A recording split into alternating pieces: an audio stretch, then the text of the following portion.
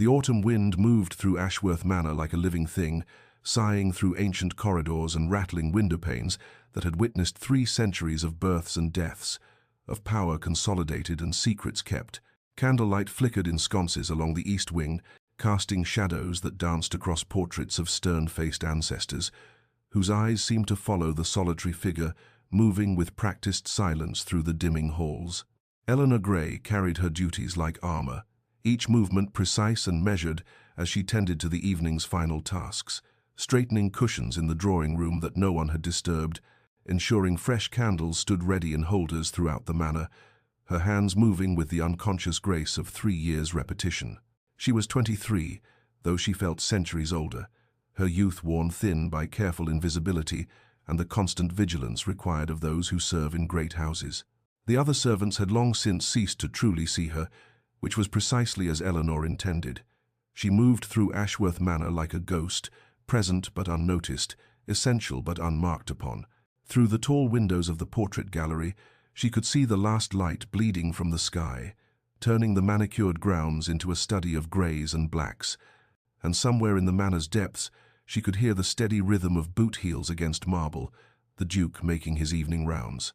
Sebastian Ashworth, 5th Duke of Ashworth, a man whose very name caused the servants to lower their voices and quicken their pace. Eleanor had heard all the whispers in the 3 years since her arrival, his ruthlessness in business, his cold dismissal of fortune hunters, his reputation for seeing through pretense with a gaze that could strip away lies like winter wind tears leaves from branches. She had observed him from careful distances, the set of his broad shoulders, when he stood at the library windows contemplating his lands,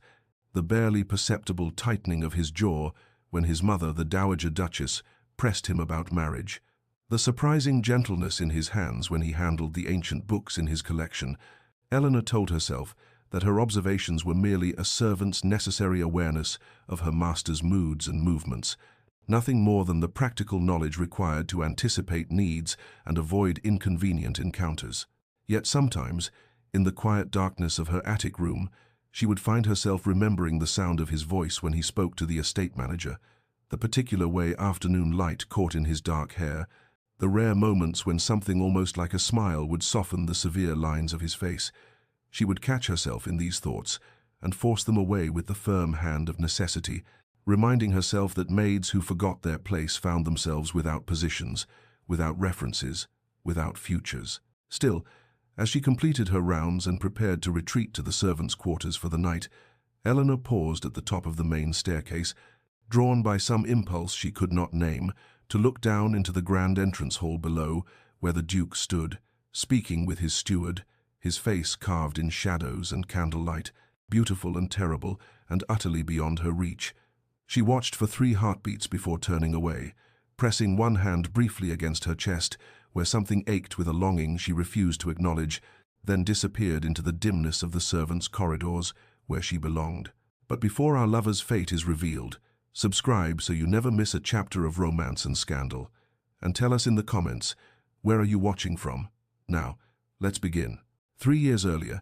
Eleanor Grey had arrived at Ashworth Manor on a morning when fog clung to the ground like despair made visible,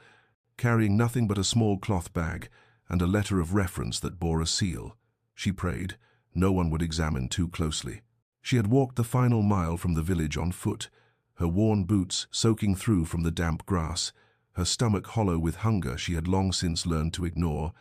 and when the great house finally emerged from the mist before her, all stone and mullioned windows and centuries of accumulated power, she had felt something close to terror settle in her chest alongside the desperate hope that had driven her to this remote corner of England. Mrs. Dalton, the housekeeper, had studied her with shrewd eyes that missed nothing, taking in Eleanor's threadbare cloak, her too thin frame, the desperate politeness in her curtsy, and the older woman's expression had softened in ways Eleanor later learned were rare. The interview had been brief, Mrs. Dalton asking questions that Eleanor answered with carefully constructed truths that were not quite lies, and when the housekeeper finally nodded and said there was a position available for a housemaid willing to work hard and keep to herself, Eleanor had nearly wept with relief. It was during those first bewildering hours, as Mrs. Dalton showed her through the servants' corridors, and explained the manor's routines, that Eleanor caught her first glimpse of the Duke he had been crossing the entrance hall below as they looked down from the gallery, and even from that distance Eleanor had felt the force of his presence like a physical thing. He moved with the unconscious authority of those born to command, his tall frame clothed in severe black that somehow emphasized rather than diminished his stark beauty. And when he paused to speak to his steward, Eleanor saw the profile that would come to haunt her dreams: strong jaw, aristocratic nose, dark hair swept back from a broad forehead, and eyes that even from afar seemed to perceive too much. "Mrs. Dalton had noticed her frozen stillness and said quietly, "That is His Grace, the Duke. You'll have little cause to encounter him directly, but when you do, you keep your eyes down and your words few. He's a fair master, but does not tolerate impertinence or familiarity." Eleanor had nodded, understanding in that moment that she had fled from one form of danger into the vicinity of another, though this danger wore a different face and stirred feelings she had no right to harbor. In the weeks that followed, she learned the rigid hierarchy of the household, the butler and housekeeper at its apex, the ladies' maids and valets occupying elevated middle positions, and herself at the bottom among the housemaids and scullery workers, those whose labor maintained the grandeur that others inhabited. Her days began before dawn and ended long after dark, an endless cycle of scrubbing and polishing and carrying, tending to rooms she would never occupy, and maintaining comforts she would never enjoy. She was assigned to clean the library, a vast chamber lined with books in leather bindings, where she worked in the early mornings before the Duke began his day, moving silently among the volumes while dust motes danced in slanting sunlight, and she breathed in the scent of old paper and leather and the faint tang of tobacco that clung to everything the Duke touched. She tended to guest chambers that stood empty most of the year,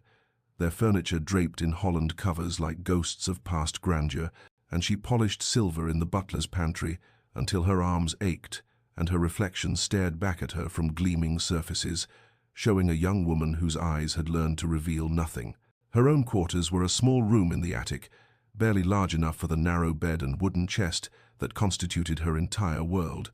The ceiling so low she could not stand fully upright near the walls, but it was hers, and it was safe, and in those first months that was everything. At night, lying on the thin mattress and listening to the sounds of the great house settling around her, the distant chime of clocks, the wind against ancient timbers, the soft breathing of other maids in neighboring rooms, Eleanor would sometimes hear footsteps in the corridor one floor below, the measured tread of the Duke, making his late-night rounds, and she would wonder what burdens kept him wakeful, what thoughts occupied a mind that commanded such wealth and power. What loneliness might exist in rooms filled with priceless things but empty of genuine companionship, and in wondering she would feel a dangerous sympathy take root in her heart, a tender concern for a man she had no business thinking of at all. The Duke's private study existed as a world unto itself, a sanctum of dark wood paneling and leather-bound volumes, where the scent of tobacco mingled with beeswax and the faint mustiness of ancient parchment. And it was here that Eleanor performed some of her most careful work, moving through the room each morning with the reverence one might show in a cathedral. Maps covered one wall detailed renderings of the estate's holdings, of distant properties in Scotland and Wales, and of shipping routes that connected the Duke's commercial interests across continents, and Eleanor would dust the frames with gentle precision, never pausing to examine them closely, though her eyes could not help but register the scope of power they represented. The massive desk that dominated the room's center bore evidence of late-night labor, correspondence in multiple languages stacked in neat piles, account books open to pages filled with figures in the Duke's bold hand, a decanter of brandy that was slowly diminishing as the nights grew longer and colder. Eleanor never touched the papers themselves, respecting the privacy of matters that were not her concern,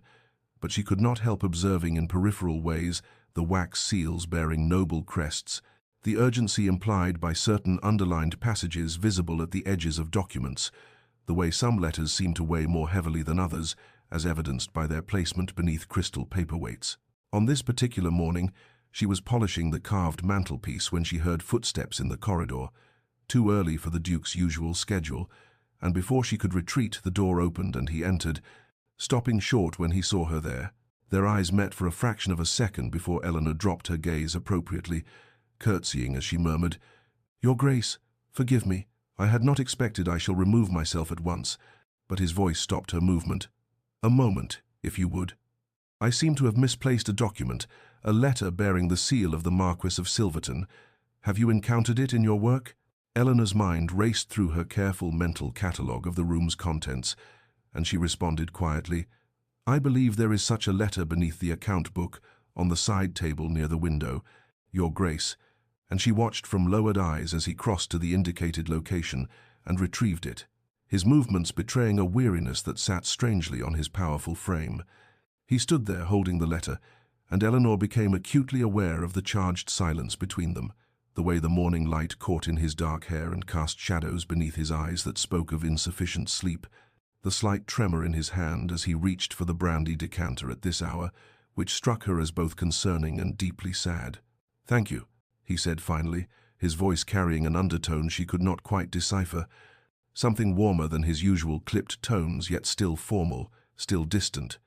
You may continue, and Eleanor curtsied again, turning back to her work with hands that she willed to steadiness, even as her heart hammered against her ribs with an intensity that frightened her. She heard him settle into his chair, the rustle of papers, the scratch of pen on parchment, and she completed her duties with movements that felt mechanical, her entire awareness focused on the presence behind her, the sound of his breathing, the weight of a regard she imagined she could feel upon her back. Though when she risked a glance in the mirror above the mantel, his attention appeared fixed on his work. When she finally finished and escaped into the corridor, closing the study door with careful quietness,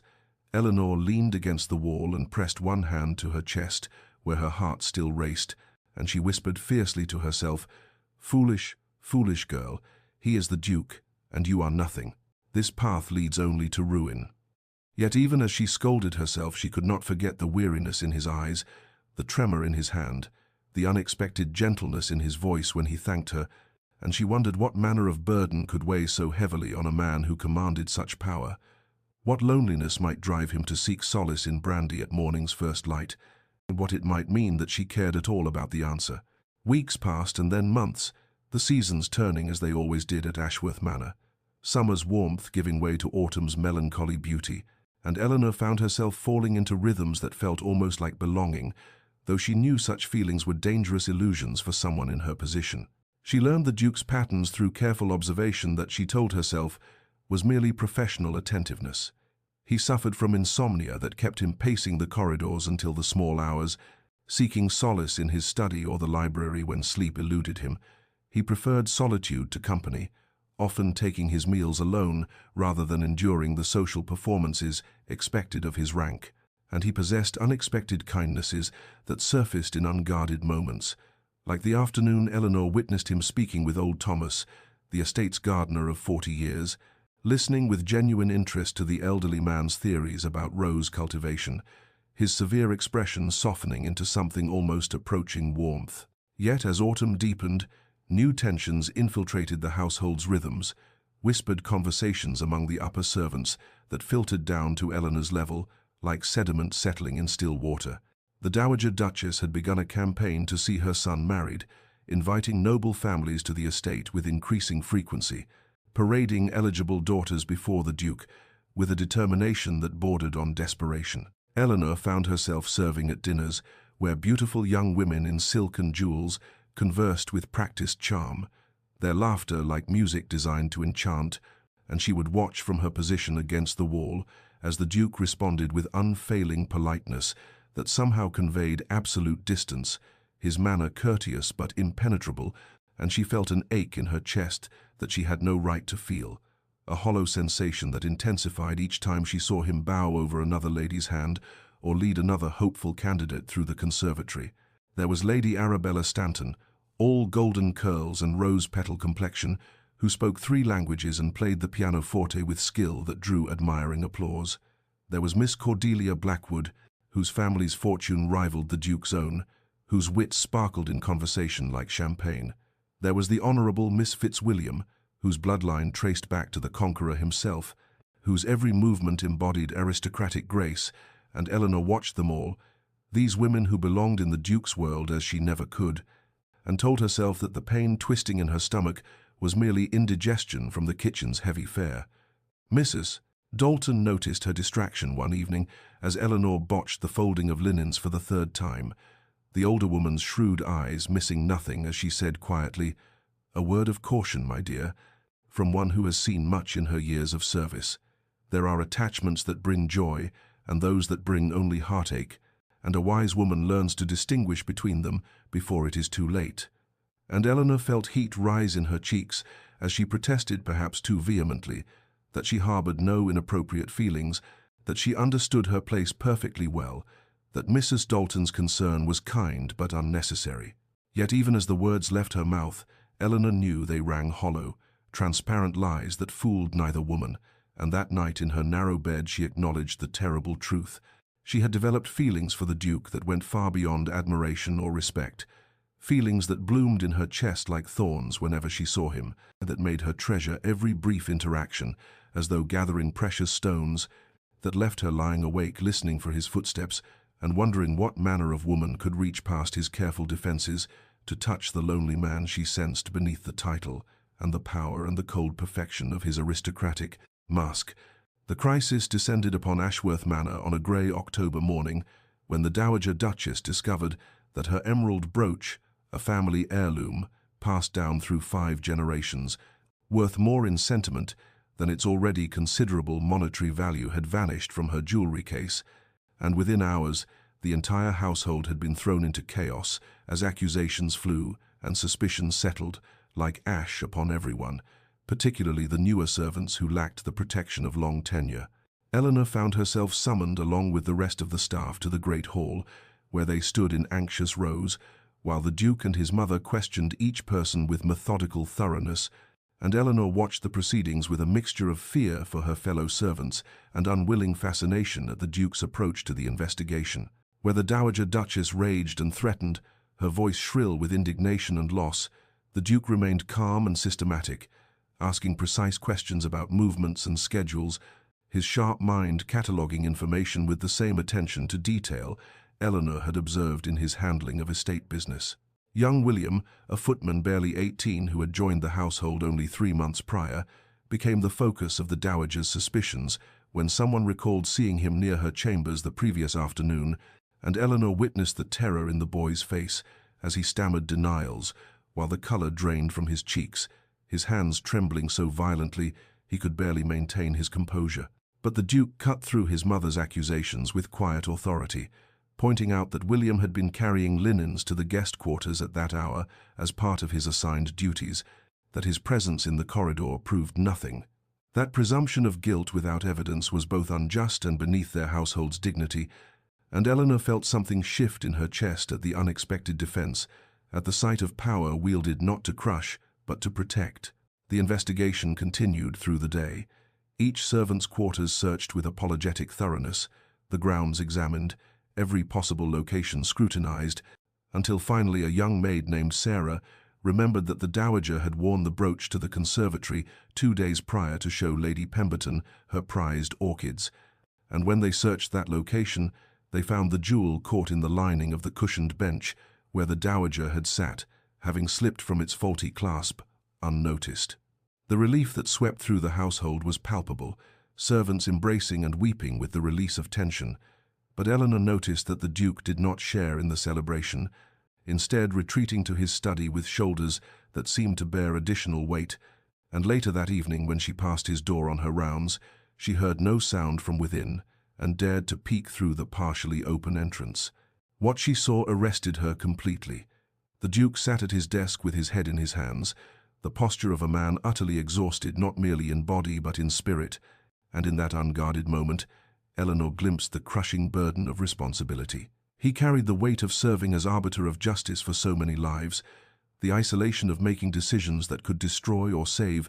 the loneliness of power that permitted no weakness and offered no respite. She understood then with sudden clarity that beneath the cold exterior and the aristocratic reserve lay a man who cared deeply, perhaps too deeply, who felt the weight of every life entrusted to his authority, who defended a frightened footman not from abstract principle but from genuine compassion, and this revelation transformed everything Eleanor had believed about him. cracking open the careful distance she had tried to maintain and allowing something dangerous and tender to flood into the spaces where only fear and propriety had dwelt before. Winter descended upon Ashworth Manor with the inevitability of fate, transforming the estate into a realm of crystalline beauty, where frost etched intricate patterns upon windowpanes and snow blanketed the grounds in silence that felt both peaceful and isolating, and with the season's arrival came changes in the household's rhythms. As servants drew closer together for warmth,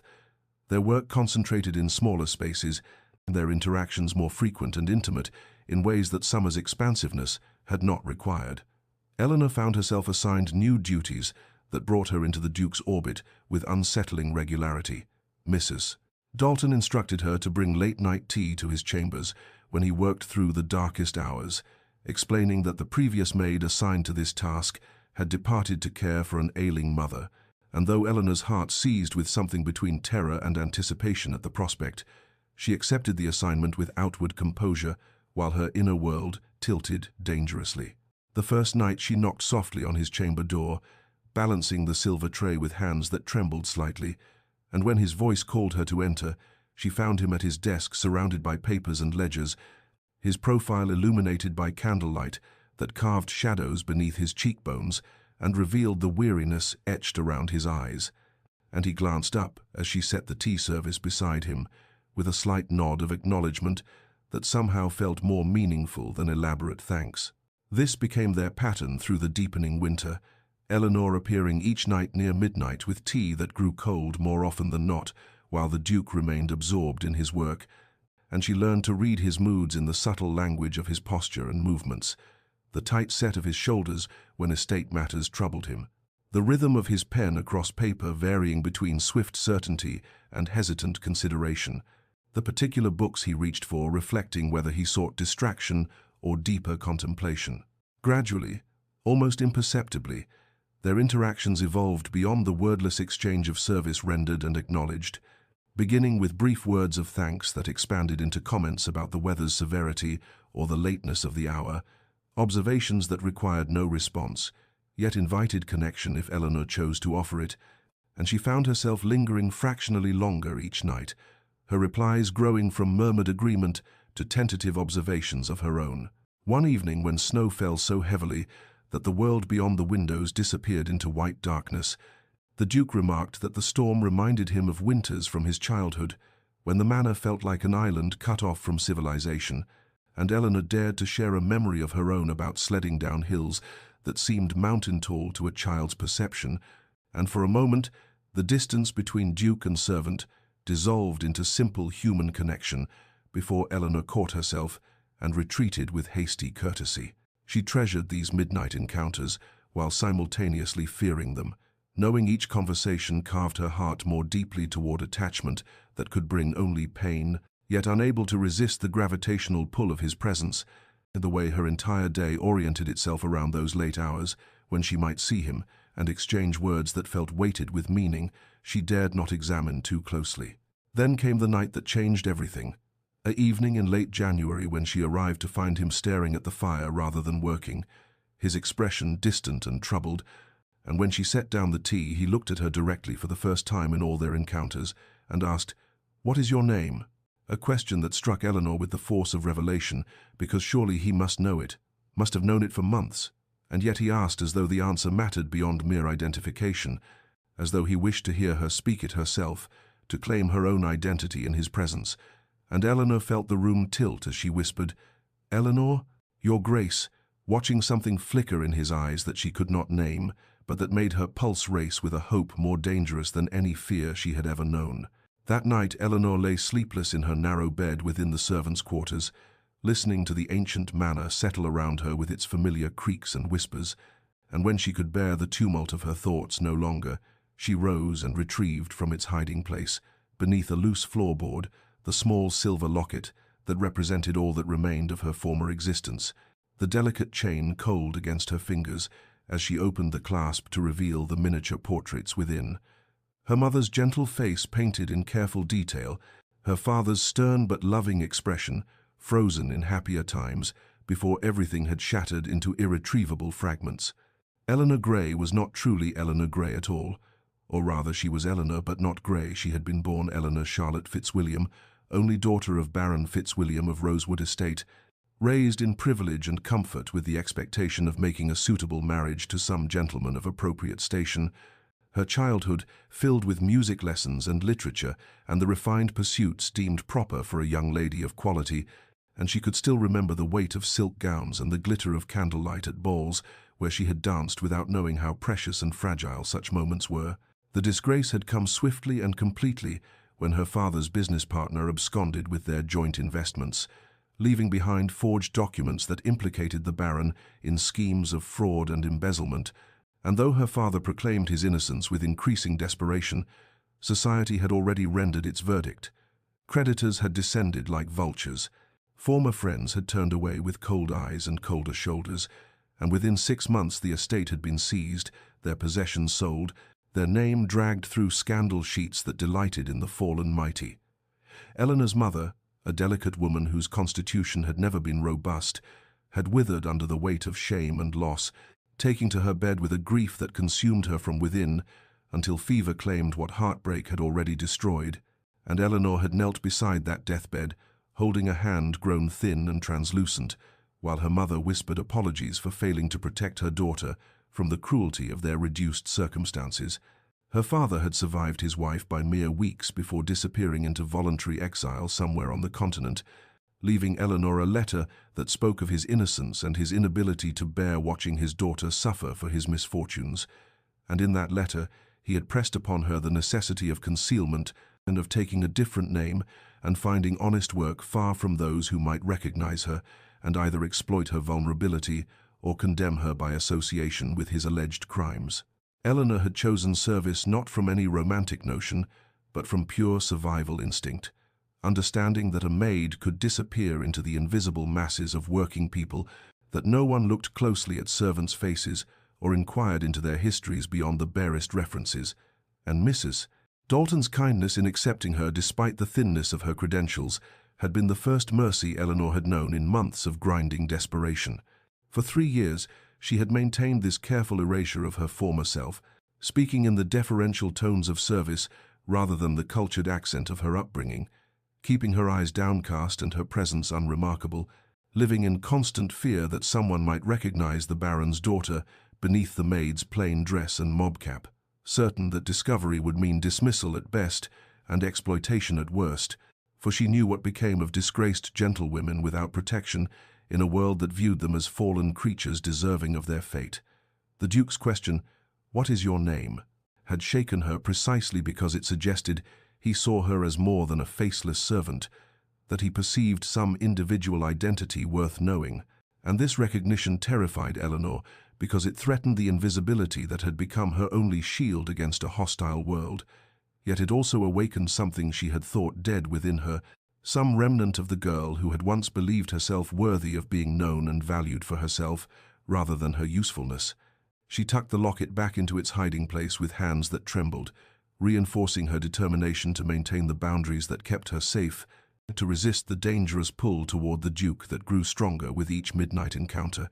to remember that Eleanor Fitzwilliam had died with her parents, and only Eleanor Grey remained, and Eleanor Grey was a maid who had no right to anything beyond the security of her position and the small comfort of knowing she had survived when survival had seemed impossible. The announcement came on a grey February morning when the Dowager Duchess arrived at Ashworth Manor in a flurry of imperious energy and elaborate plans, declaring that a grand ball would be held within the month to properly introduce her son to the eligible young ladies of the finest families,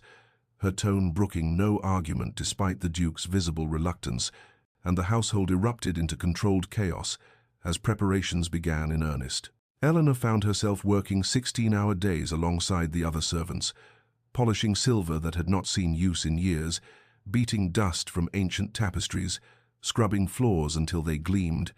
transforming the manor's grand ballroom from a shadowed space of disuse into a glittering chamber worthy of the aristocracy's most discerning scrutiny,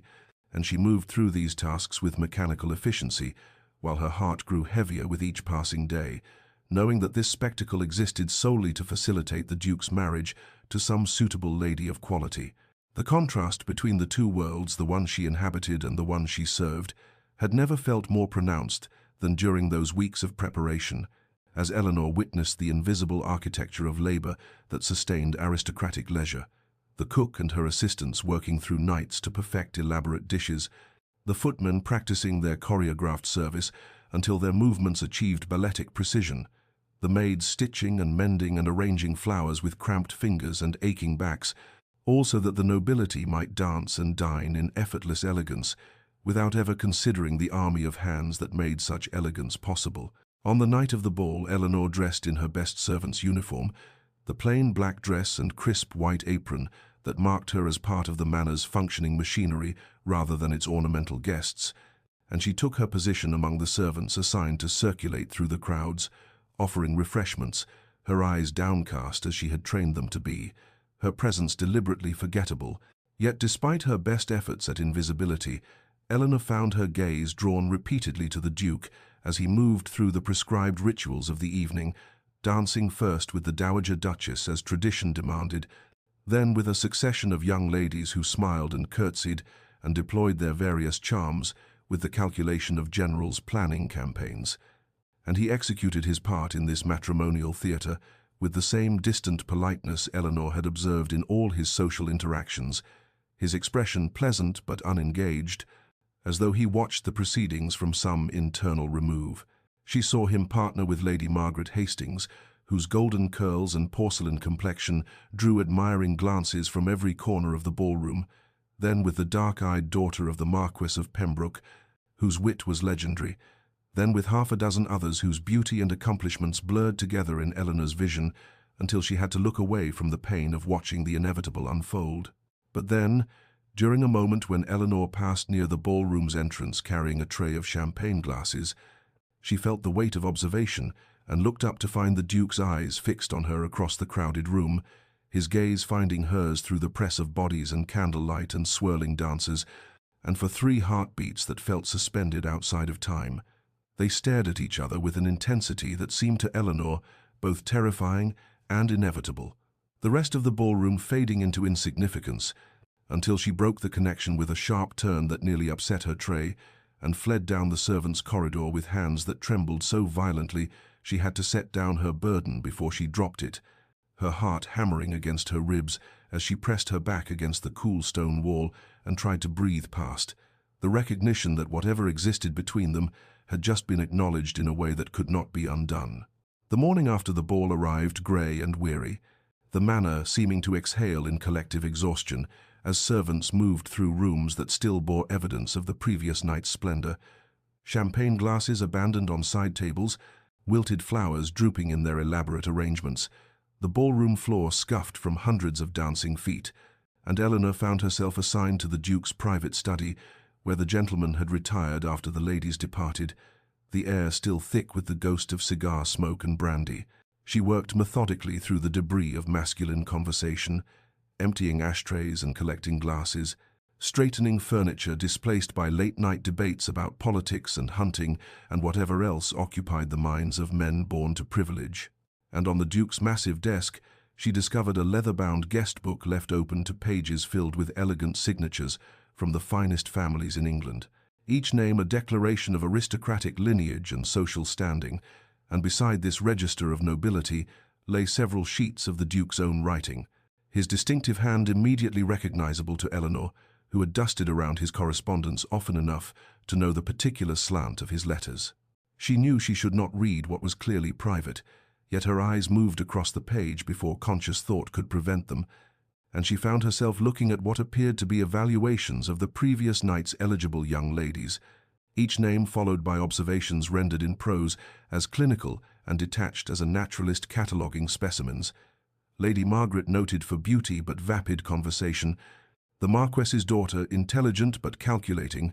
Miss Hartwell pleasant but lacking spirit, each assessment ending with the same devastating conclusion marked in the Duke's careful script, unsuitable. Eleanor felt an unexpected wave of sadness wash through her as she stood holding these pages that reduced living, breathing women to mere lists of qualities weighed and found wanting, and she understood with sudden clarity that the Duke was as trapped by his circumstances as she was by hers, perhaps more so, for while she had chosen invisibility as survival, he had been born into visibility that demanded he marry appropriately and produce heirs and fulfill obligations determined before his birth, and the loneliness of such an existence struck her with force that made her chest ache. She was carefully replacing the papers exactly as she had found them when the door opened and the Duke entered, his appearance shocking in its disorder, his evening clothes rumpled and his cravat loosened, dark circles beneath eyes that spoke of sleeplessness, his hair disheveled as though he had run his hands through it repeatedly. And he stopped upon seeing her with an expression Eleanor could not entirely read, though weariness was certainly part of it. The silence stretched between them, weighted with the memory of their locked gazes across the crowded ballroom, with all the careful distance they had maintained, now feeling suddenly impossible to restore. And then the Duke spoke in a voice rough with exhaustion and something else, something that sounded almost like desperation. "Did you find last night's spectacle as tiresome as I did?" The question hung in the air between them, intimate and unexpected, an invitation to honesty that violated every protocol of master and servant, and Eleanor felt her heart begin to race, because this was the first time he had initiated conversation beyond necessity, the first time he had asked her opinion as though it mattered, as though she were a person whose thoughts held value rather than simply another piece of the household machinery, and she knew that how she answered would either restore the proper distance between them or shatter it entirely, and God help her, she did not know which outcome she feared more. Spring arrived at Ashworth Manor with the gentle insistence of renewal, transforming the estate grounds from winter's stark severity into a landscape of tender possibility, and Eleanor found herself increasingly assigned to outdoor tasks, as the household emerged from months of interior confinement, polishing windows thrown open to admit fresh air, beating rugs in the courtyard where sunlight played across ancient stones, tending to the conservatory where early bulbs pushed determinedly toward light. And it was during these outdoor duties that she began noticing the Duke walking the gardens in the early morning hours before the household fully woke, his tall figure moving along gravel paths, still damp with dew, his hands clasped behind his back in an attitude of contemplation that seemed both lonely and peaceful. Their paths crossed with increasing frequency, encounters that at first seemed coincidental, but gradually took on the quality of intentional choreography, as though both were unconsciously arranging their movements to intersect in those liminal hours between night and day, when the world belonged only to those awake to witness it. And they developed a pattern of brief exchanges that felt safer than the charged silence that had followed his intimate question after the ball, discussing neutral topics with the careful courtesy of diplomats navigating delicate negotiations. The progress of the roses Eleanor was helping the elderly gardener prune, the new fountain being installed near the south terrace, books Eleanor had noticed in the Duke's study and dared to mention having read in her former life, though she never revealed the circumstances of that reading. Eleanor observed the Duke's gradual unbending in these morning encounters, the way his severe expression softened fractionally when he saw her approaching with her gardening basket, and the manner in which his shoulders lost some of their rigid set when they spoke of subjects that required no pretense, and she found herself struggling with her growing attachment even as she recognized its danger and futility, for what possible future could exist for a Duke and a Maid, regardless of how many pleasant conversations they shared among the blooming lilacs and early roses. One morning in late April, when the air carried the promise of summer and the garden seemed to hum with green life, Eleanor was cutting flowers for the morning rooms when a sudden spring rain arrived without warning, transforming the gentle morning into a torrent that sent her running for shelter, and she found herself racing toward the garden folly, a small octagonal structure of white stone and climbing vines that offered the nearest refuge,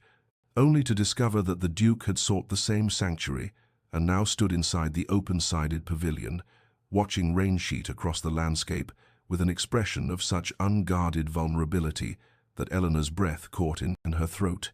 The intimacy of the enclosed space pressed them closer than propriety allowed, the sound of rain on the folly's copper roof creating a curtain of sound that isolated them from the world beyond, and Eleanor was acutely aware of the Duke's presence beside her, the scent of his cologne mingling with rain-washed air, the rise and fall of his breathing, the tension in his posture that suggested he was as conscious of their proximity as she was,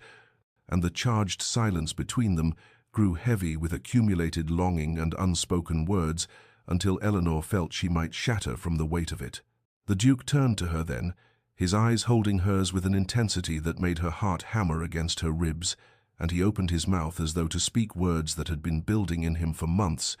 his hand rising slightly as if he might reach for her, but then something in his expression shifted, some awareness of the impossibility of their circumstances reasserting itself, and he stopped, the words dying unspoken, and Eleanor could not bear it, could not endure one more moment of this exquisite torture of nearness without consummation, of desire acknowledged but unfulfilled, and she fled without a word, running through the rain back toward the servants' entrance, with her heart breaking and her dress soaked through, leaving the Duke standing alone in the garden. Folly watching her retreat through the silver curtain of spring rain, with an expression of such profound sadness that if she had seen it she might have turned back, but she did not turn back, she only ran. Eleanor appeared at Mrs. Dalton's sitting room the following morning, with shadows beneath her eyes that spoke of sleepless hours, and a request delivered in a voice carefully stripped of emotion, asking to be reassigned away from the Duke's chambers and private areas, claiming that the work had become too physically taxing given her other responsibilities. And Mrs. Dalton regarded her with eyes that had seen 3 decades of household dramas and missed very little, her expression kind but knowing as she studied Eleanor's face for a long moment before nodding slowly and granting the request without asking the questions that clearly hovered on her lips, understanding perhaps that some truths were too dangerous to speak aloud even in the privacy of the housekeeper's domain. Eleanor threw herself into her new duties with almost desperate industry, accepting assignments in the farthest corners of the manor, polishing silver in the butler's pantry, scrubbing floors in unused guest chambers, organizing linens in storage rooms where dust motes danced in shafts of sunlight, and she could work for hours without encountering anyone of consequence, rebuilding the walls of invisibility that had kept her safe for 3 years, attempting to resurrect the careful distance she had maintained before spring mornings and garden conversations had dismantled her defenses. Yet the Duke seemed to appear wherever she worked, with a frequency that defied coincidence. His tall figure materializing in doorways when she dusted the library's upper shelves, his footsteps echoing in the conservatory when she tended to plants that required careful pruning, his presence haunting the portrait gallery during her afternoon rounds when she cleaned the gilt frames of his ancestors who stared down with expressions that seemed to judge her presumption, and these encounters were wordless now, heavy with things unsaid, neither of them attempting conversation, but unable to ignore the charged atmosphere that crackled between them like summer lightning preceding a storm. Eleanor felt his eyes following her movements, felt the weight of his unspoken questions pressing against the silence, and she kept her own gaze carefully averted, focusing on her tasks with single-minded intensity, while her heart hammered traitorously in her chest, and her hands trembled so badly she had to pause occasionally to steady them, and she knew he noticed these small betrayals of her composure, just as she noticed the tension in his shoulders, the way his hands clenched and unclenched at his sides as though restraining himself from reaching for her, the barely audible sigh that escaped him when she would curtsy briefly and flee to another part of the manor. The other servants began to notice the strange dance between Duke and Maid, conversations falling silent when Eleanor entered rooms, sidelong glances exchanged in the servants' hall, whispers that followed her through corridors like autumn leaves stirred by wind, and she felt the weight of their speculation pressing down on her, knowing that her attempts at discretion had failed,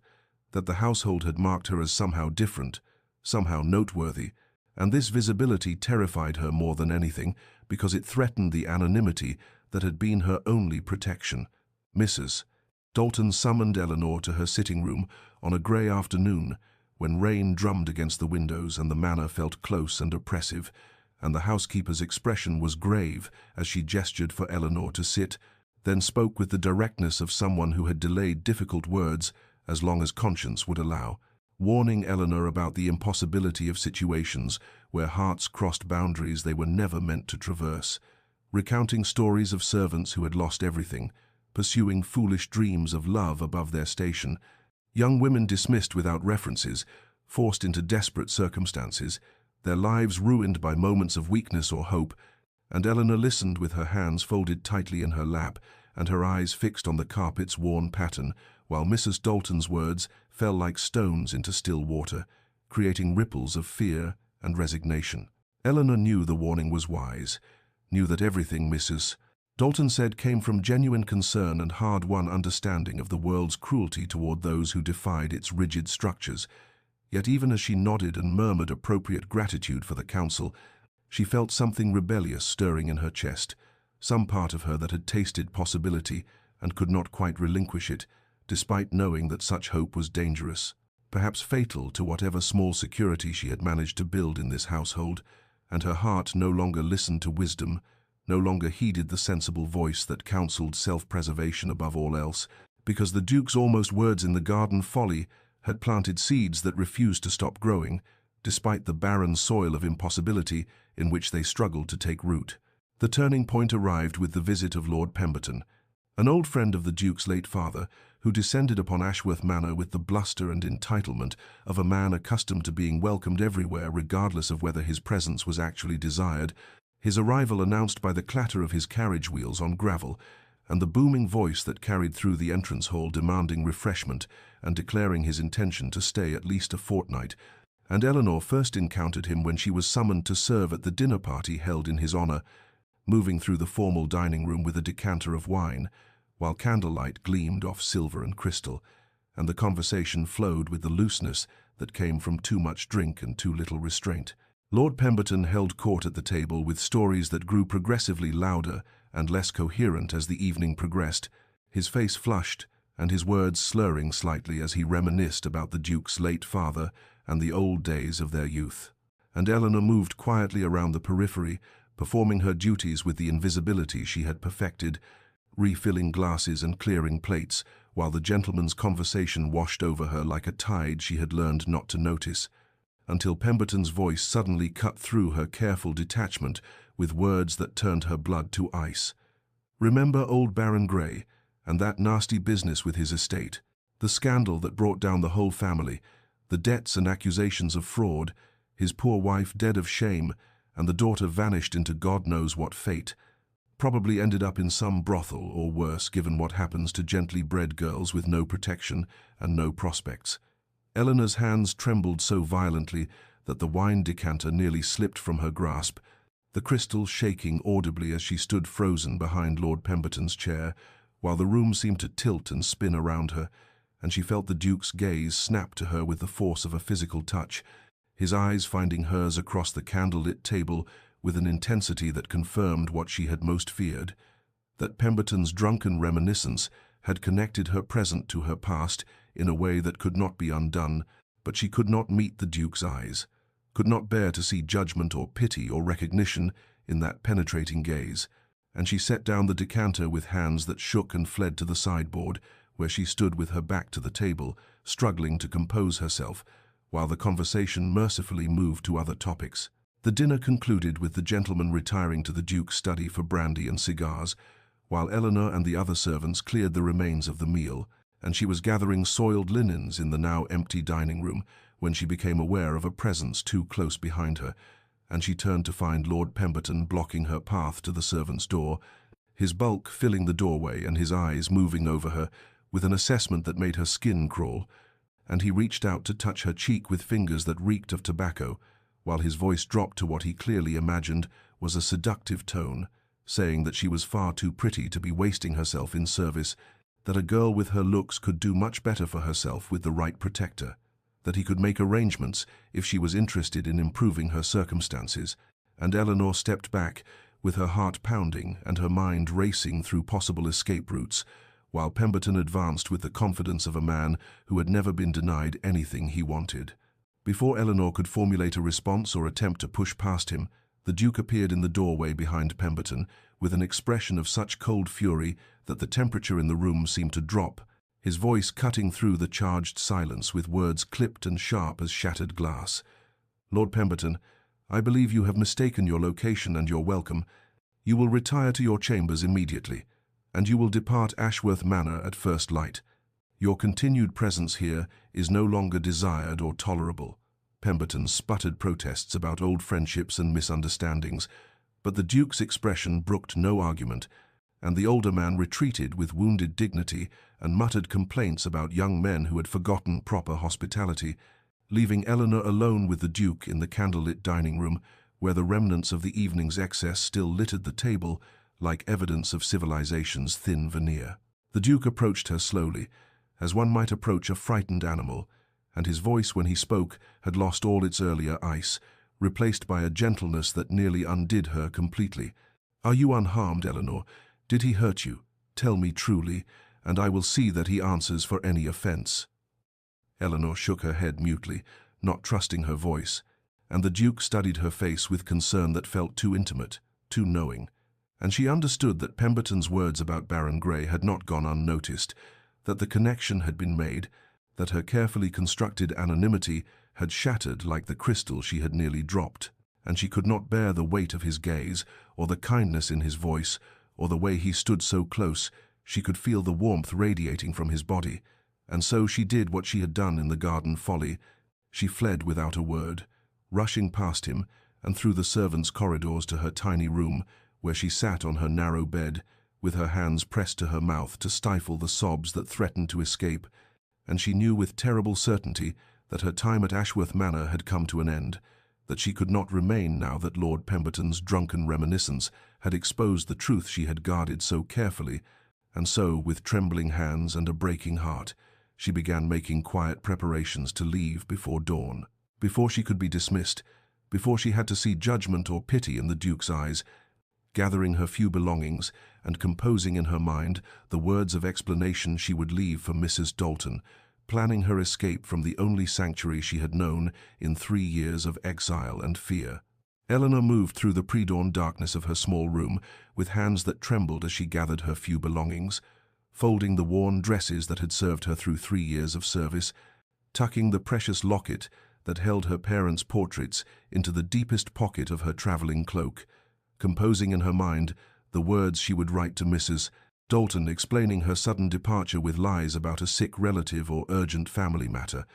anything that would allow her to leave with some shred of dignity before the inevitable dismissal came, and she had just finished tying her bundle when a soft knock sounded at her door with a rhythm that made her heart stutter because it was not the sharp rap of a fellow servant, but something more hesitant, more deliberate. She opened the door to find a young footman she barely knew standing in the corridor, with a candle that cast dancing shadows across his nervous face,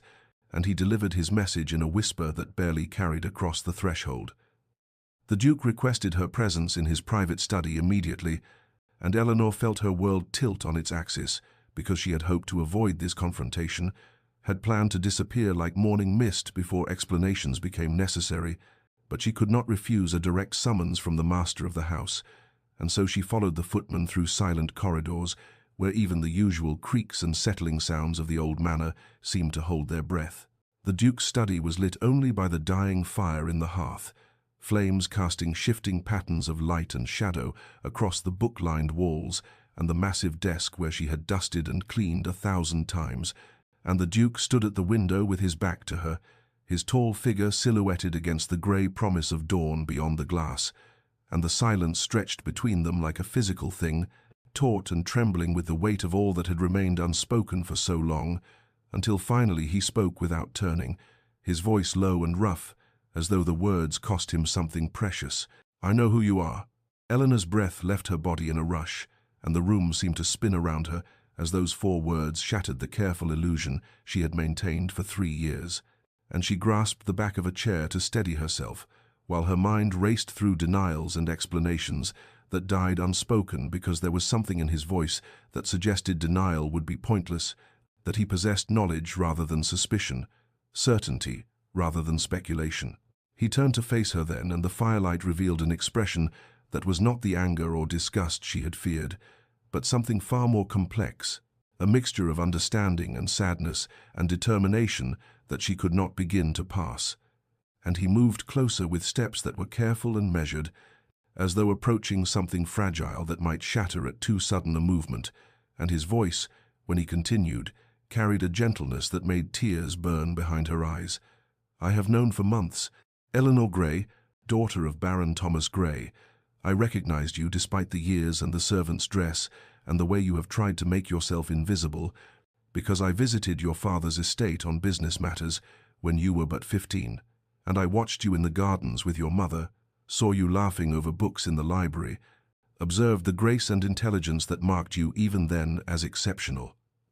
Eleanor could not speak, could not move, could not do anything but stare at him, while his words rewrote everything she had believed about her time at Ashworth Manor, transforming months of careful anonymity into an elaborate pretense that had existed only in her own mind, and she felt exposed and vulnerable in ways that went beyond the revelation of her identity, because if he had known all along, then every interaction between them took on new meaning. Every glance and word and moment of connection had occurred under circumstances entirely different from what she had imagined. The Duke continued speaking, his words falling like stones into the still pool of her shock.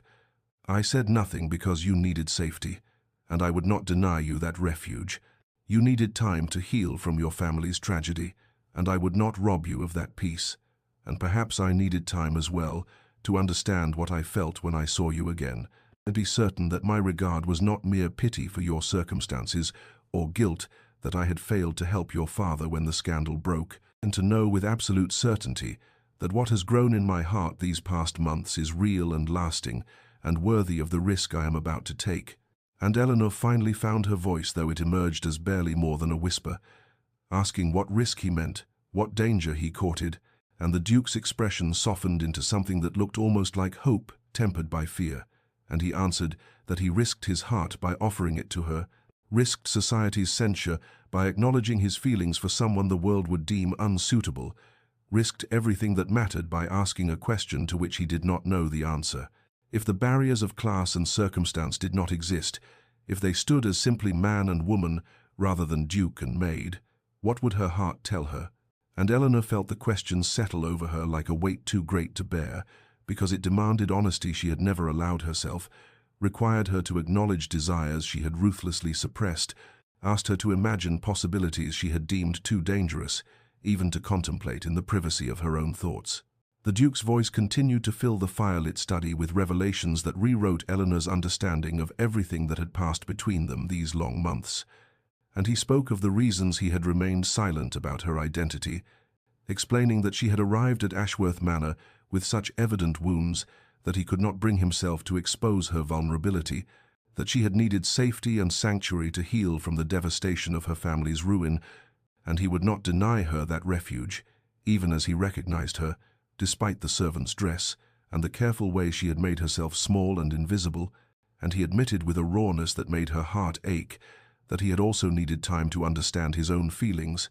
to examine the regard that had grown in him and determine whether it was merely pity for her tragic circumstances or guilt that he had failed to intervene when her father's world collapsed, or whether it might be something deeper and more enduring and worthy of the risk such feelings entailed. Eleanor stood frozen in the center of the study while her mind struggled to absorb these confessions, and she felt fear mingling with confusion and disbelief. Because if he had known all along, then every interaction between them took on layers of meaning she had never imagined. Every small kindness and brief conversation had occurred while he carried knowledge she thought hidden, and beneath the tumult of these revelations stirred something more dangerous still. A fragile hope she dared not acknowledge, because hope had proven a cruel companion in the years since her family's disgrace. Hope had led only to disappointment and pain, and the necessity of building walls around her heart to survive. The Duke moved closer with careful steps, as though approaching something precious that might shatter, and the firelight caught the planes of his face and revealed an expression so tender it nearly undid her, and he spoke of his growing regard for her, confessing that her quiet strength had become essential to him in ways he struggled to articulate, that he had watched her transform the cold grandeur of Ashworth Manor, not through dramatic gestures, but through countless small acts of care and attention. The way she arranged flowers in rooms no one but servants would see, the gentleness with which she treated elderly Mrs. Dalton when the housekeeper's joints pained her, the books she returned to their proper places in the library with a reverence that spoke of genuine love for the knowledge they contained. And these accumulated observations had painted a portrait of a woman whose worth had nothing to do with title or position, but everything to do with the content of her character and the quality of her heart. He acknowledged then the impossibility of their situations, speaking with painful honesty about the barriers of class and reputation that stood between them like walls built over centuries of rigid social hierarchy, and he did not pretend these obstacles were insignificant or easily overcome, and did not offer false assurances that love alone could conquer the world's cruelty and judgment. But instead, he posed a question that hung in the air between them, trembling with possibility and danger. If those barriers did not exist, if they stood before each other as simply man and woman, stripped of all the accidents of birth and circumstance that separated Duke from Maid, what would her heart tell her? What truth would emerge if she allowed herself to speak without fear of consequence or consideration of propriety? Eleanor opened her mouth to answer, but no words came, because the question was too vast, too terrifying in its implications, asking her to acknowledge desires she had ruthlessly suppressed and imagine possibilities she had deemed too dangerous even to contemplate in the privacy of her own thoughts, and she felt the weight of her mother's teachings about knowing one's place and accepting one's station, warring with the memory of her father's voice, speaking of courage and authenticity before the darkness took him, and she stood paralyzed between these opposing forces, while the Duke waited with an expression that mingled hope and resignation. And finally she shook her head, not in negation but in overwhelm, and without a word she turned and fled the study, as she had fled the garden folly, leaving him standing alone in the dying firelight, with his question unanswered, and the space between them charged with all the things that remained unspoken but could no longer be denied. Eleanor fled the study without answering, and the days that followed became a torment of avoidance and endless internal argument, as she moved through her duties with mechanical precision, while her mind replayed the Duke's words in an endless loop, examining each phrase and inflection for meanings she might have missed or misunderstood, and she arranged her schedule to minimize any possibility of encountering him, taking her meals at odd hours and volunteering for tasks in the farthest corners of the manor where he would have no reason to venture. Yet even in her self-imposed exile, she felt his presence like a weight pressing against her consciousness. Knew somehow when he passed through corridors she had just vacated, sensed his restlessness in the quality of silence that settled over the household in the late hours when he should have been sleeping, but was instead pacing his chambers or standing at windows watching darkness give way to dawn. Mrs. Dalton observed the changes in both Eleanor and the Duke with her characteristic perception, noting how Eleanor had grown pale and distracted, how she jumped at unexpected sounds and lost herself in contemplation while polishing silver until the metal gleamed like mirrors, and the Duke had become equally altered, more withdrawn than usual, his legendary focus scattered so that he left correspondence unfinished and meetings with his steward abbreviated,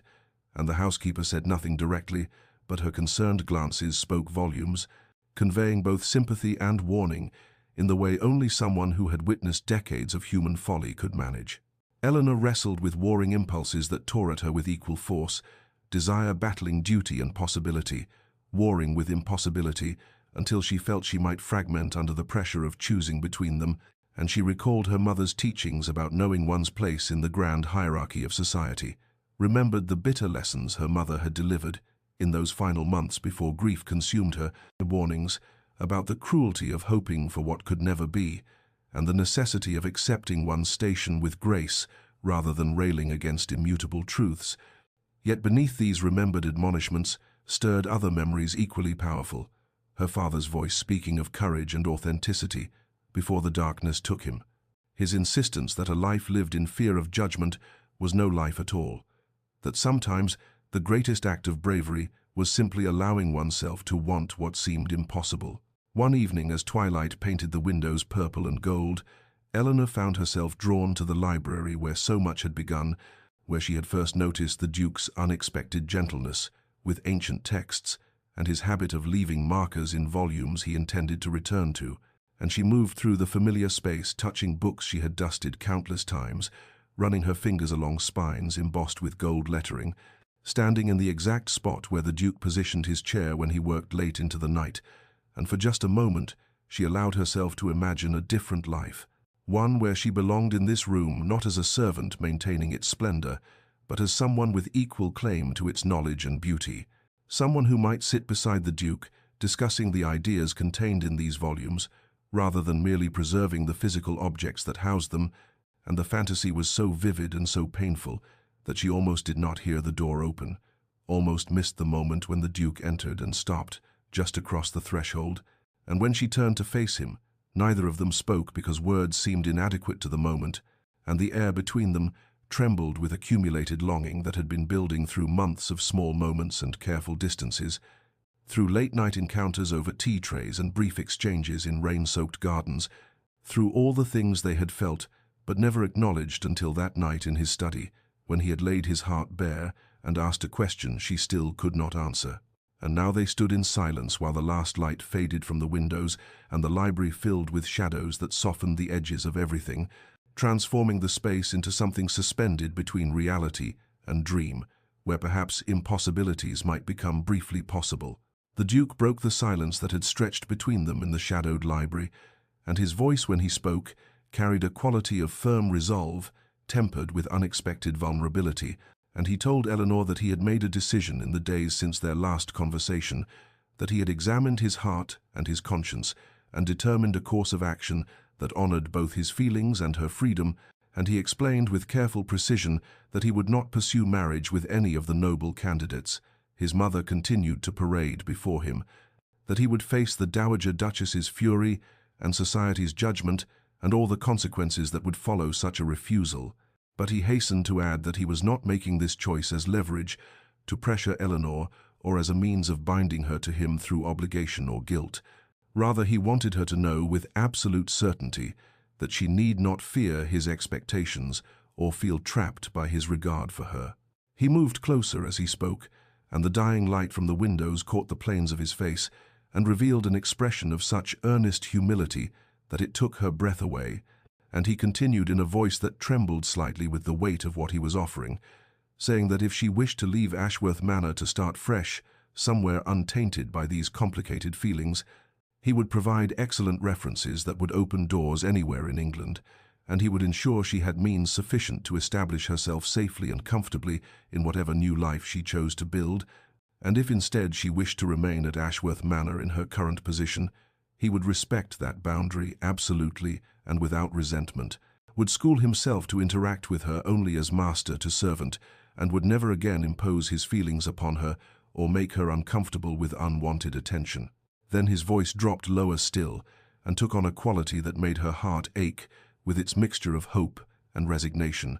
and he said that if by some chance she might envision a future that defied convention and social expectation, if she could imagine building something together that transcended the arbitrary barriers of rank and station, then he would spend whatever time proved necessary courting her properly, earning her trust and affection through patient demonstration of his character and intentions, and he would not rush or pressure or assume anything, but would let her set every boundary and determine every step of whatever relationship might develop between them. The humility embedded in this offering moved Eleanor more profoundly than grand romantic gestures ever could have done, because he was not demanding or assuming or wielding his power and position to override her agency. Instead, he was making himself vulnerable and placing his heart in her hands and trusting her to handle it with care. Whether she chose to accept it or return it to him with gentle refusal, and something cracked open inside her chest where she had kept her own feelings locked away behind walls of fear and self-protection. And for the first time since that night in his study, when he had asked what her heart would tell her if barriers did not exist, Eleanor allowed herself to speak the truth that had been growing in her despite every attempt to uproot it. She told him haltingly at first, and then with increasing confidence, that she too had been fighting feelings she had believed forbidden and dangerous, that she had tried to maintain proper distance and remind herself daily of all the reasons why any attachment between them was impossible and foolish and doomed to bring only pain. Yet despite these efforts, he had invaded her thoughts until she could not perform the simplest task without wondering what he might think of it, could not read a passage in a book without imagining discussing it with him, could not witness beauty in the gardens or the changing seasons without wishing he stood beside her to share the observation. She described how his rare smiles had become treasures she hoarded in memory, how she found herself listening for his footsteps in corridors and timing her movements to increase the chance of brief encounters she could pretend were accidental, how the nights when she brought him tea had become both torment and joy, because being near him fed a hunger that could never truly be satisfied by such inadequate morsels of connection, and she admitted with a vulnerability that matched his own that she had been terrified, not just of discovery or dismissal, but of this very moment when she might have to choose between the safety of denial and the dangerous possibility acknowledging what lived in her heart. And now that the moment had arrived, she found herself trembling, not with fear, but with something that felt remarkably like relief. They began a courtship that existed in the margins of ordinary life, woven from stolen moments and whispered conversations that transformed the manor's familiar spaces into territories of shared intimacy and discovery, and those first weeks unfolded like the careful opening of a rare book whose pages might crumble if handled too roughly,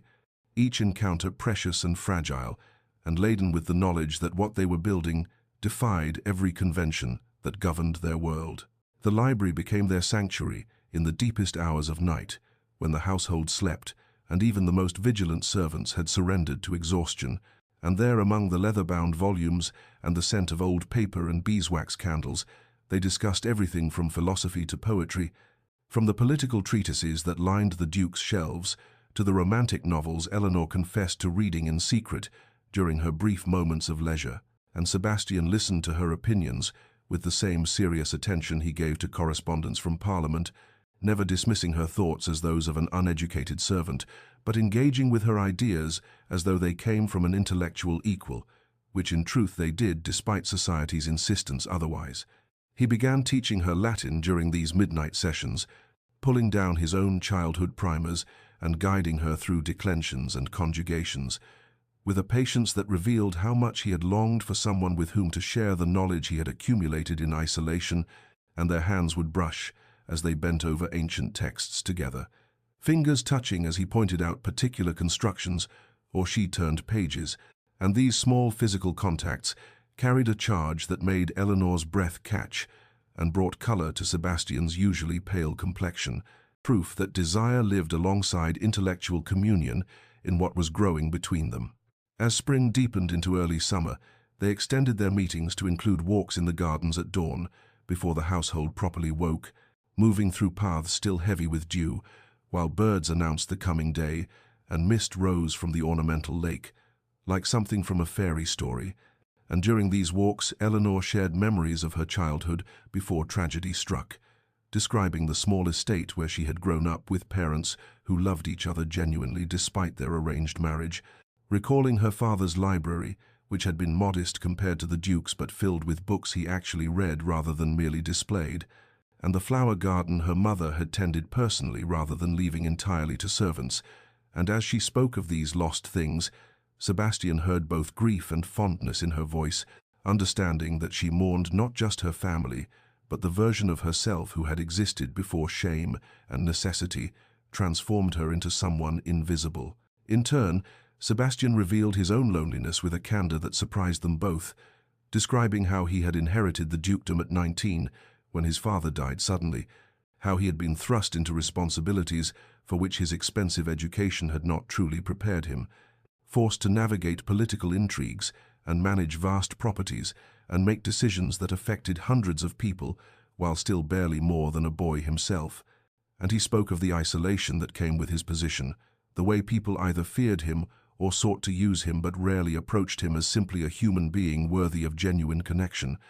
And Eleanor understood then that beneath his cold exterior lay someone who had been lonely for far longer than she had, someone who had built walls not from cruelty but from self-protection, and this recognition deepened her feelings from attraction into something more profound, a desire not just to be with him but to ease the burdens he carried and share the weight of a life that had been solitary for too long. They discovered unexpected commonalities as these conversations accumulated, like deposits of sediment forming solid ground beneath their feet, both shaped by loss and premature responsibility, both seeking authenticity in a world built on pretense and performance, both longing for partnership rather than the transactional relationships their respective positions typically afforded, and their connection evolved beyond the initial spark of attraction into genuine friendship and intellectual communion, the kind of rapport that made silence comfortable and disagreement productive rather than threatening. And yet, even as their relationship deepened and took on the qualities of true partnership, the shadow of impossible circumstances hung over everything they built together, because what future could they truly construct when society deemed their union unthinkable and the practical obstacles seemed insurmountable. And this question haunted them both during moments of particular happiness, turning joy bittersweet with the knowledge that loving each other might not prove sufficient to overcome the world's cruelty and the inexorable machinery of social expectation that ground down those who dared defy it. Crisis arrived on a grey morning in late summer when the Dowager Duchess summoned the entire household to the grand drawing-room and announced with barely concealed triumph that she had secured an engagement between her son and Lady Constance Worthing, daughter of the Earl of Pembroke, a match she proclaimed would unite two of England's most distinguished families and secure the Ashworth line's political influence for generations to come, and the household staff exchanged glances of surprise while Sebastian stood rigid near the windows, his jaw clenched and his hands fisted at his sides, and Eleanor felt the blood drain from her face as the full implications crashed over her like a wave breaking against cliffs. The Dowager Duchess explained, with saccharine sweetness, that she had taken the liberty of arranging everything during Sebastian's recent distraction, had negotiated terms with Lord Pembroke, had secured agreements regarding properties and dowries, had even set a date for the wedding in 3 months' time, and she had done all this leveraging social obligations. Sebastian could not easily refuse, and calling in debts the late Duke had incurred, which bound his son to certain political alliances, and she concluded by saying that the formal announcement would appear in the London papers within days, and that Lady Constance and her family would arrive at Ashworth Manor the following week to begin preparations. Sebastian erupted with fury Eleanor had never witnessed before, his carefully maintained composure shattering as he raged against his mother's machinations and demanded to know how she dared arrange his life without consultation. But the Dowager Duchess remained unmoved and pointed out coldly that she had every right as his mother and as someone who understood duty far better than he apparently did, and she reminded him that the announcement had already been made public, that refusing now would humiliate Lady Constance, who was entirely innocent and had accepted the proposal in good faith, that breaking such a high-profile engagement would create scandal that would damage not just the Ashworth name, but also destroy a young woman's reputation and prospects. And Sebastian fell silent because he knew with sickening certainty that his mother had trapped him perfectly, had used his own sense of honor and responsibility as weapons against him. Eleanor stood among the other servants and felt her world collapsing inward, felt the fragile happiness she and Sebastian had built during their stolen moments crumbling like sandcastles before an incoming tide, and she understood with painful clarity that this was how their story would end, not with mutual choice, but with duty and obligation, crushing whatever they had dared to dream possible. That night she waited until the household slept, and then made her way to the library where she knew Sebastian would be, found him standing at the windows, staring out at darkness, and when he turned to her, his expression held such anguish that she nearly lost her resolve. But she forced herself to speak the words she had rehearsed during the long evening, telling him that she released him from whatever understanding existed between them, that she could not be the reason he dishonored his obligations or caused pain to an innocent woman who had done nothing wrong except accept a proposal she believed genuine, and she said these things with as much steadiness as she could muster, though her voice shook and tears coursed down her face. Sebastian refused to accept this sacrifice, crossed the room in 3 strides, and took her hands in his, and said with fierce intensity that he would not marry Lady Constance, and would not condemn himself to a lifetime with someone he did not love, while the woman who held his heart sacrificed herself on the altar of propriety, and they began to argue then, the first true conflict between them, born not of anger, but of love and desperation, and the impossible situation that trapped them both. Eleanor insisted that she would not destroy his life or his honor, would not be responsible for scandal that would follow him forever, or for the ruin of an innocent woman's reputation, reminded him that he had responsibilities to his name and his tenants and the political alliances that sustained the estate's prosperity. But Sebastian countered that a life without her was already destroyed, that he had lived in cold isolation before she brought warmth and meaning to his existence, and he would not return to that emptiness, regardless of what society demanded, and he spoke with such passion that Eleanor felt her resolve wavering, even as she knew her position was the morally correct one. They went back and forth, each trying to save the other from sacrifice, each insisting their own suffering mattered less than the other's future, until finally the argument dissolved into tears, and they found themselves holding each other in the middle of the library, clinging together as though physical proximity could somehow solve the problems that words could not. And they stood there for a long time while candles burned low and the night deepened around them, both knowing that love alone might not prove sufficient to overcome the world's cruelty, that sometimes caring deeply for someone meant letting them go, even when every fiber of your being screamed in protest, and the bitter knowledge that their happiness might be impossible hung between them like a spectre neither could banish. Sebastian spent the following 3 days locked in his study, barely sleeping, taking meals only when Mrs. Dalton insisted and left trays outside his door, and Eleanor moved through her duties like a ghost, performing tasks by rote while her mind remained trapped in that library embrace, both of them existing in a liminal space between hope and despair. And it was on the 4th morning that Sebastian emerged with eyes red from lack of sleep, but burning with fierce determination, and he immediately dispatched urgent letters to London solicitors and began a systematic examination of his father's papers and the estate's historical records, working with an intensity that alarmed the household staff, who had never seen their usually composed master in such a state of barely controlled energy. He had remembered something from years ago, a conversation overheard when he was barely 20 and newly titled Whispers Among His Father's Old Associates, about the convenient timing of Baron Grey's disgrace, about rivals who had benefited substantially from the scandal, and Sebastian began pulling that thread with the methodical thoroughness he applied to everything, requesting documents from courts and banks, interviewing elderly retainers who remembered the events,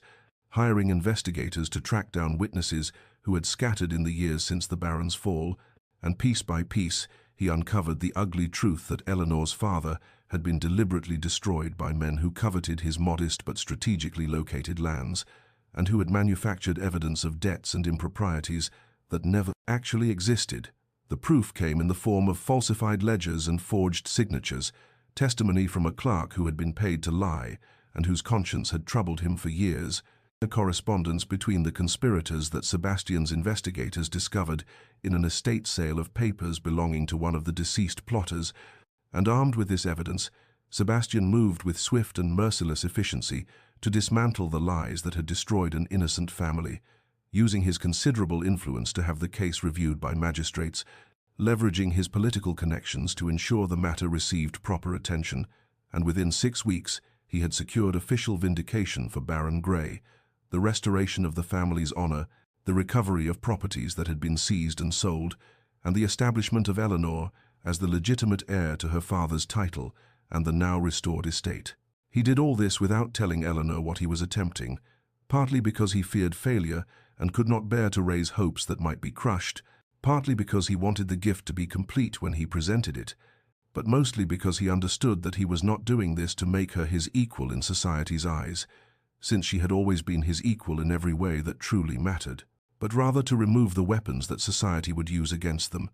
to eliminate the arguments about class disparity that his mother and others would employ to condemn their union. And when he finally summoned Eleanor to his study on a bright September afternoon and laid before her the documents proving her father's innocence and her own restored position, she stared at the papers for a long moment as though unable to comprehend their meaning, and then the tears came. Great wrenching sobs for the father who had died in exile, believing himself dishonored, for the mother who had perished of grief and shame,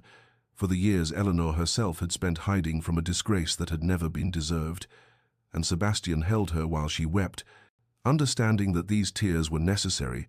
that she needed to mourn properly for what had been stolen, and to rejoice for the justice that came too late to save her parents,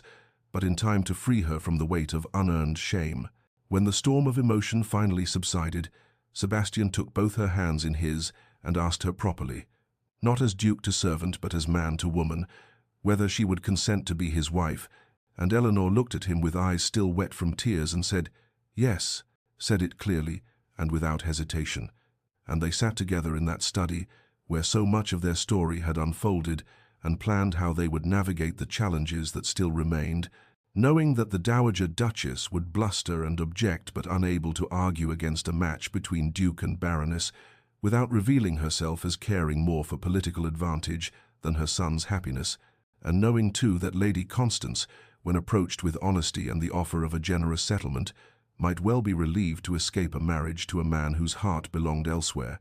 And indeed, when Sebastian met with Lord Pembroke and his daughter and explained the situation with complete candour,